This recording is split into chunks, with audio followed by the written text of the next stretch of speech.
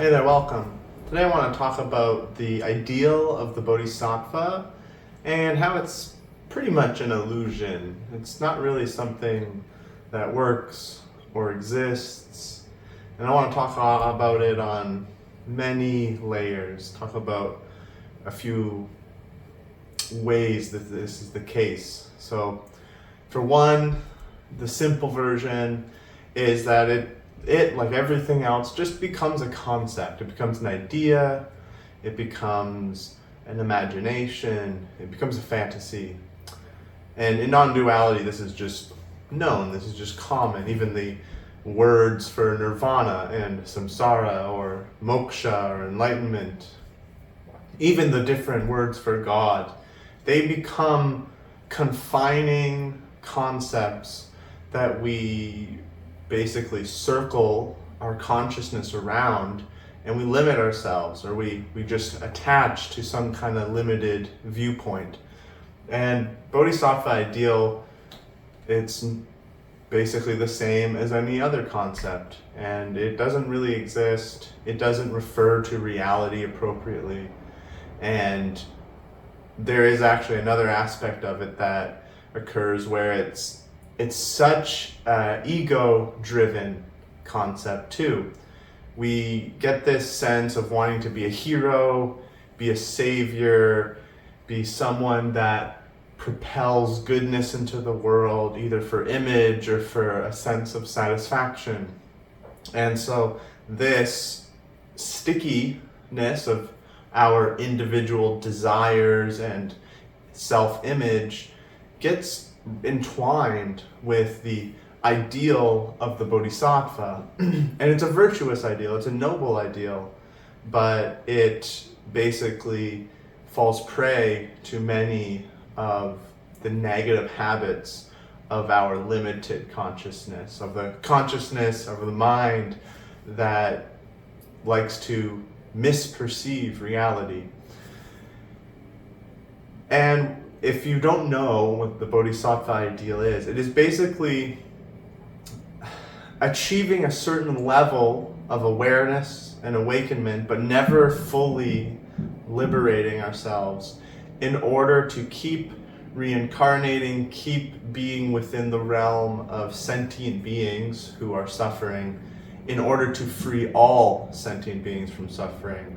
One way to look at it is that we won't reach enlightenment until we make sure every being in every dimension and every universe and every timeline and every planet is liberated from suffering. However, there are some problems with this. And the problems with this are also the problems with all categories and ideas within these spiritual lineages. And Buddhism especially, it's not only, but especially falls prey to categories, to metaphysics, to ideas about the abstract portion of reality that are just imaginations, just creating an imaginary reality. So we don't actually need to be a bodhisattva, and in fact we can't. And the argument I give for this is that if we really want to save all sentient beings, let's say that is the appropriate desire, saving all sentient beings, then the only way we're going to achieve that flawlessly and certainly is if we are enlightened, if we actually become perfect, we become the infinite. That is the only way we'll have the maximum and optimal capacity and ability and knowledge to actually save endless amounts of beings.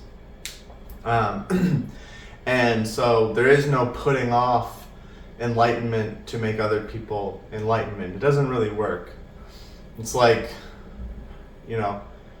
I've never built a house, but I'm going to teach this person how to build a house. It's like, well, it's probably not going to bode so well. Next is a misunderstanding of enlightenment in certain realms of spirituality. So one is seeing birth and death as problem, as negative, as like a limitation, as a aspect to be rid of.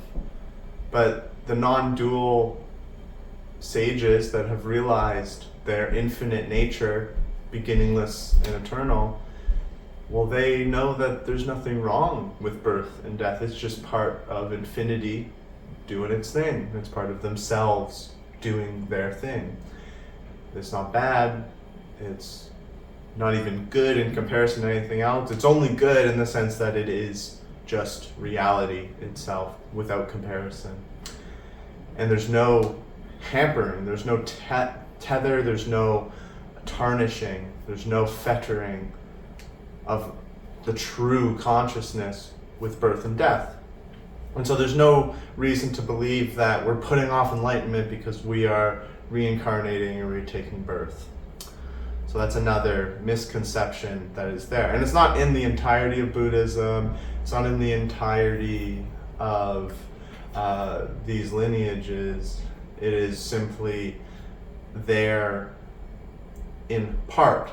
But we also have many practitioners that reject this in some degree. They just reject all concepts, all categories, all limitation.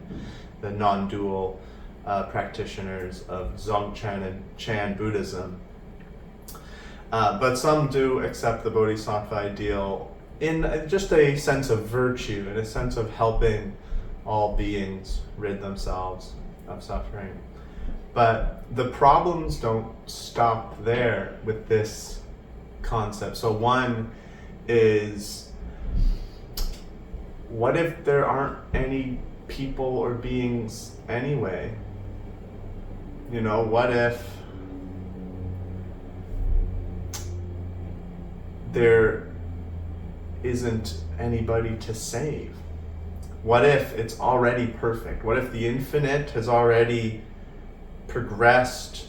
You know, it's already encapsulating everything, and it knows better than us. And the suffering, the limitation that we experience, and then the urge to rid ourselves of suffering and escape limitation, and then learning the practices that in fact do that. What if that is all just part of the perfect, part of the enlightenment, part of nirvana? And I think that this is a interesting and appropriate stance to take, considering even just researching what different Buddhists and Vedanta practitioners say, that God or the great perfection has always been and always will be. There's nothing that isn't that. Samsara is a great wisdom, or what seems like the limited physical world is just the Shakti of Shiva. It's nothing other than the perfect divine. What if that's the case? Then where are we trying to escape? What are we trying to liberate ourselves from? What are we trying to liberate others from? Are there even others? What if it is just patterns of infinity doing a dance, like Nataraja, like the version of Shiva that is all of reality in motion? These are interesting questions to take on in the face of the Bodhisattva ideal, but also in the face of many things like nirvana, samsara, like heaven, like hell, like sadhana versus simplicity. And I think when we realize some of these truths, we realize there's no role of Bodhisattva to take on. We wouldn't be able to liberate people without being liberated ourselves, and then realizing that we are already liberated even within our suffering, and it's not in our control because there's no individual self to control it. It is just a misperceived cascade of infinite patterns. We just misperceive ourselves. We don't see ourselves as Brahman. We don't see ourselves as a flow interconnected with all other things, and how all things aren't even limited by our perception of their thingness. They don't have walls and edges like we believe. So I say all that as a kind of, counter argument to this idea of bodhisattva. And at the same time, because reality is perfect, because God is perfect, because infinity is way better than we could ever imagine, and it is always present and it never isn't present, and there's nowhere we can point to that isn't infinite.